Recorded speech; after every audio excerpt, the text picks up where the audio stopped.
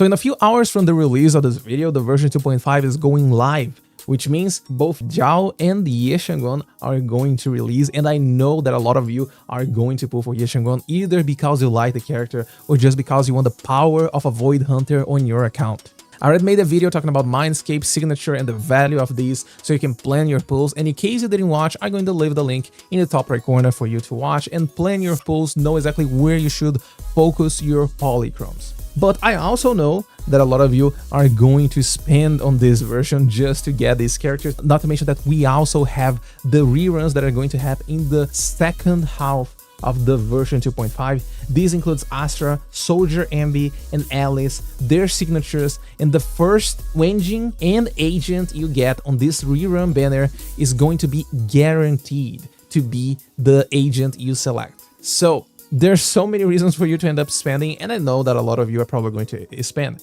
which luckily for us, we have a spending event going live in the version 2.5. So as long as you buy monochromes through this patch, you can get a lot of different rewards, some cosmetics, but the most important one, the one that a lot of players are talking about, is about the S rank agent and the Wenjing as well. These are not limited to the standard characters. We also have some other characters joining the options, these being Jane, Burnice, and Qingyi. So in today's video, I want to talk about this spending event and the characters that you can trade once you get enough monochromes in the version 2.5. I want to point out that you need to spend quite a lot to get this Wenjing and the agent, and in case you click on this video, you're probably already thinking about spending on the game, so today's sponsor has a message for you. Listen, we both know how important it is when it comes to saving money on these gacha games, and that's where LDShop comes in. LDShop.gg is a top-up platform that offers massive discounts and good prices for a lot of different games, including Zone Zero. All you need is your server and the UID, and you're good to go. You just select what you want to buy, you up everything here, you press top up, and then you're going to get a confirmation detail page. Make sure everything here is correct because of course you want to get your polychromes and your internet membership, right? You just wait a little bit and your polychromes are going to be delivered to your account that fast. Look at this. And you know there's double top-up bonuses that you get on the first time you buy one of those monochrome packs. LDShop got you covered because they can trigger the double top bonus for you. And the best part is that whenever you spend $80 in a single month, you get a coupon that allows you to get one of those monthly memberships for free, even in an internet membership, as you can see right here. Register your account using my link down the description and you get a 15 and a 5% coupon that allows you to save up to $50. So stop wasting time and start saving money using LDShop. Thanks LDShop for sponsoring this video. Alright, so I don't want this video to be really long, so I'm going to be really quick in talking about these agents and the Wenjings as well. But if you have any questions, you can leave them in the comments down below, and you can also join my Discord server, and I'll do my best to answer you, explain something that is not clear here on this video. Alright, but I'll try to be as fast as possible since I don't want to make a really huge video just to waste your time. Let's start with the agents. When it comes to the standard agents, I don't think any of them is worth getting, simply because you can always lose the 50 to one of these. If you are a new player and you're looking to get one of these because you need extra agents on your team, then Soldier 11 and Lycaon are probably the best options. We also have a Koleda right there, close to Lycaon, because Koleda is a really flexible stunner. Lycaon is a really good stunner as well, especially if you're playing with Ice DPS. And Soldier 11, after all the buffs she got, she's actually a pretty decent DPS. Alright, but only get one of these if you actually need the character or you really want to play the character like right now. If I just want to get the character for, I don't know, maybe I'm going to use Lycaon in the future, don't get it. Maybe you're going to lose a 50. The worst thing you can do is pick Lycaon right now, and then you're going to pull for, I don't know, Yidhari rerun, and then you lose the 50 to Lycaon. And talking about Jane, Jane is not so good, especially at baseline. I'm talking about Mindscape 0 with her signature changing. At most, she's basically a side grade to Piper, which is really sad, but this is an issue with how Jane works. Jane damage comes only from assaults, which is why you need Yuzuha, for example, for the extra build-up, Vivian for the bloom mechanic, or even Alice for the extra assaults. So you always need some other premium option to make the best use out of your Jane. If you are going to pick Jane just because of the skin, I believe that you like the character, so yeah, go ahead. But if we're talking about power, actual value for any account, Jane is not going to give you anything massive. unless you're looking to go on the long term and going for Mindscapes. Because if you get Mindscape 2, then Jane started becoming a really interesting option, even better for Alice, for example, but you just get massive damage increase the more you go with her Mindscapes. I mean, Mindscape 2. That's all. Don't go further. Burnice is getting some buffs in the next version, and well, she's basically another off-field anomaly agent, but the problem is that when Vivian released, the gap between Vivian and Burnice was so massive. This is why Burnice is getting some of these changes. She's also getting access to Blooms, the same mechanic as Vivian, but the difference between Burnice and Vivian is that Vivian can scale her Bloom. Burnice has a fixed number on how she deals damage to enemies. Burnice is still one of my favorite characters. I really like the character. I also like the fact that she's really flexible on her build style. I, for example, love playing Burnice as a crit DPS instead of anomaly DPS. Well, sometimes even hybrid DPS. A little bit of AP here, a little bit of crit rate, crit damage, and a lot of attack, things like this. Alright, so get Burnice if you don't have Vivian or if you like the character, because I would say that in terms of power level, even though they are giving her some potential, it is not going to be nowhere near close to Vivian. So only get her if you really like the character, and if you're going for a long-term investment, once again, Mindscape 2 is really interesting because it gives penetration buffs for all your squad members. So this is really useful, for example, if you're stacking with other penetration buffs such as Rina, such as Yanagi, or any other thing that they can release in the future. And lastly, we have Qingyi, and Qingyi is another stunner. As I said, we have Koleda, we have Lycaon. The main problem with Qingyi is that she's an on-field stunner. She wants to stay on the field. She needs to stay on the field to stack all of her resources, to spend all of these resources on the enemy, and making sure that it's going to get all the stun damage multiplier. The problems here is that this on-field requirement makes her not that flexible. There are some agents that are going to feel the lack of field time. The other problem is that the only thing that Qingyi is pretty much providing for you is stun damage multiplier.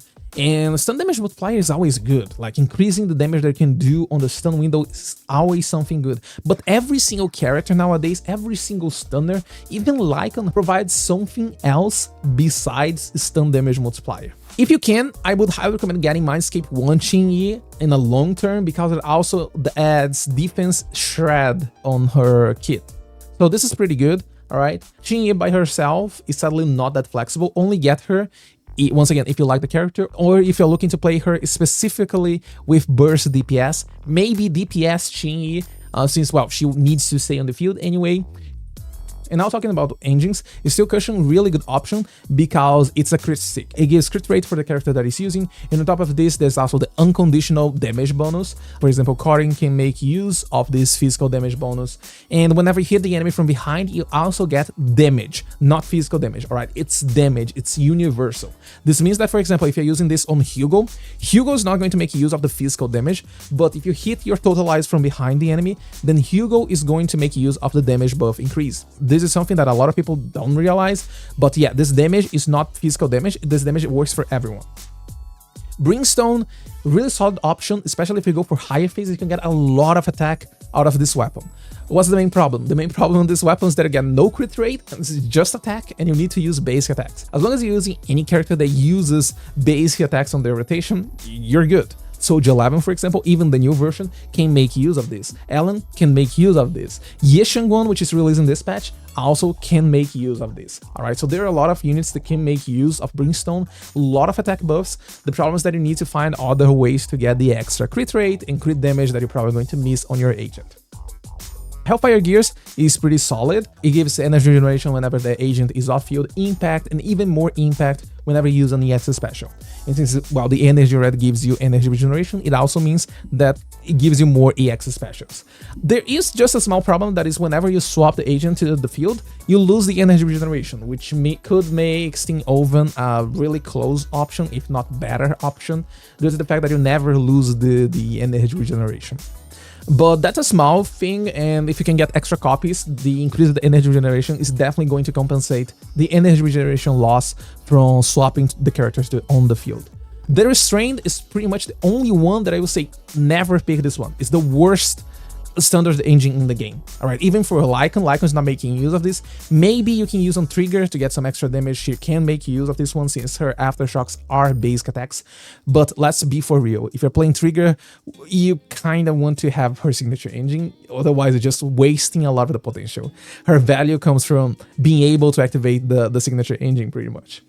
A Fusion Compiler is really decent for any anomaly unit that can make use of special attacks or EX specials. Piper, for example, is amazing with Fusion Compiler simply because you pretty much always get 2 stacks of this whenever you're spinning on the enemy. Grace can make use of this, even Yanagi can make use of this one. So as long as you're playing an agent that uses a lot of EX special or special attacks, you're good, you're going to get penetration, you're going to get some anomaly proficiency. The only thing is that you always need to keep in mind all of the stacks. And this is something that I don't enjoy that much. This is why I only use it on Piper, because on Piper it's just that easy to play around. And Whipping Cradle is a really good option, actually. At phase 1 is an okay option. It gives penetration a secondary stat, which is kinda sad since it means less energy regeneration for your agent, but it gives some energy regeneration whenever the agent is off field. The problem is that at phase 1, this is less energy regeneration than any support engine can give to their respective characters. Let's say Neko, for example, using the Vault. It's much better for you to just use Neko the Vault instead of using this one, because you never swap Neko to the field. Well, goodbye energy regeneration. Okay, and that's not something really good for her. She really wants all the energy regeneration she can get. But the higher the phase, the more energy you get, and there's also the damage buff. The main problem with the damage buff is that it's really hard for you to keep this with 100% uptime and make the best use out of this. Not even Rina can make a really good use of this. You need to consistently swap to Rina and use a basic attack just to make sure that you're refreshing this. It's not a really good experience. The one character that can basically keep this with 100% uptime without any interaction, you don't need to think about the uptime, is Yuzuha. Because the damage over time she applies on enemies is a basic attack, so she's basically always hitting the enemy, which means 100% uptime on this damage buff. Alright, and whenever she's not using her aftershock on the field, she's also getting the energy regeneration. If you're thinking about Lucy, Lucy can't make use of Whipping Cradle because the boars, the summons, are not Lucy, so they don't have the Whipping Cradle effect on them. This is a really important thing that some players don't know. Alright, so don't think about using this one on Lucy. You need to swap to Lucy and use her attacks to make sure that you're going to get the buff from Whipping Cradle.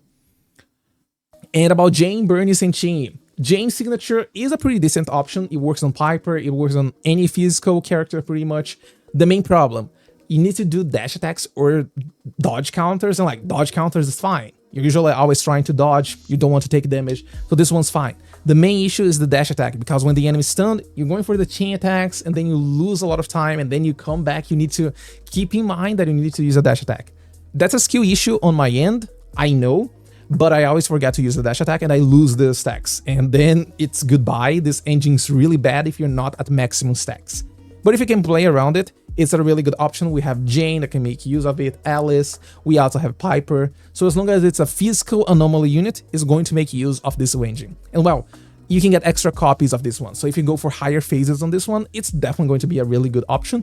You just need to keep in mind all of the refresh and stuff that you need to do. Alright, so Burnice signature engine can probably find some uses since now we have reduced cooldown on her after burn. And reduced cooldown means that you need to find more energy to get the fuel back and keep triggering after burn on the enemy. So basically, this is an option for players that don't want to stack energy regeneration on Burnice. This engine right here already gives you some damage, increases anomaly proficiency, also a lot of stats, and the energy regeneration as well. If you don't have the engine, you need to use energy regeneration on your Burnice to make sure that you're going to have enough energy on her. But at the same time, this energy regeneration from the discs that you're going to slot on her is going to interact with her new core potential that scales with her initial energy regeneration and gives you damage and some anomaly mastery, meaning that you kind of compensate a little bit the lack of signature. But if you get the signature, you can probably go for other stats instead of stacking more energy regeneration on her. So get the engine for your Burnice, because only Burnice can make use of this engine. And Ice-Jade Teapot, I don't recommend getting this one. It's a pretty decent and somewhat universal option. You can stack this on a lot of stunners because it's not about like using basic attacks, it's about hitting the enemy. And a lot of basic attacks, they have multi-hits. There are basic attacks that, for example, are going to do 2 to 3 hits on the enemy, and all of these 3 means 3 stacks to your Ice-Jade Teapot. So you can stack this on a lot of other stunners. Even Lycaon, for example, can stack this one. But the problem is that the buff that is going to provide for your team is just damage. And by this point on the game, we have damage everywhere. Supports, they all have damage. Deadly Assault buffs, they all have damage. Disc sets, they also have damage. So everywhere you go, you're going to find some source of damage, unless you're an anomaly unit pretty much. But anywhere you go, there's a lot of damage. So overall, just go for Hellfire gears, and there you go, you have the days that you need. And that's more than enough compared to some extra damage from Ice-Jade Teapot. And that should be everything for this video. There's one last thing that I want to talk about that a lot of people are probably forgetting about, is that this is not a specific event for the version 2.5. This is basically a shop that is going to be available for the rest of the game. The spending event is just going to give you the currency that you can use on this shop to trade for these characters. And what does this mean? This means that you can save this for the future and trade in the future for one of the Mindscapes. And if this is on the same style as what they did on Honkai Star Rail, this also means that in the future they can add new characters to this shop. Alright, I don't think Honkai Star Rail actually ever got new characters. I think it's still Luocha and Huanmei. I don't think they added anyone. But, well, maybe in the future, 1 year from now, 2 years from now, they can add new characters to this shop, and you can high likely use this currency to trade for these new characters. Alright? So this is something to keep in mind in case none of these characters actually catches your eye, you're not interested on any of these, not even the signature engines. Even though signature engines, getting them all the way to phase 5 can actually be really interesting. And there's a lot of other sources from Wenjin's charges, the one that you can trade for Wenjins, you know. You can get from the battle pass, you can get from buying with 60 Wenjin chips that you can get from different sources, even dismantling A-rank engines. So just to keep in mind, you don't need to spend these right now on the 2.5. You're just going to get the currency and you save it whenever you find someone that you actually want to use on the moment. All right, pick things that you're going to make use of. Don't pick things because you're going to make use of them in the future. That's the best thing I can tell you. That's the best plan you can do. All right, so I hope this video could help you have an idea exactly where to focus your pulls, where to spend your pulls. And as I said, I know that I was really brief on a lot of the talk here in this video. And if you have any questions, you can drop them in the comments down below. Also join my Discord server. And that's it for today's video. Thank you so much for watching. Also, this is probably going to be one of my last videos for this year. So thank you so much for all of 2025. And I hope you also had an amazing year. And I wish you all the best for the next year. Stay safe, have a beautiful day, and I'll see you next time.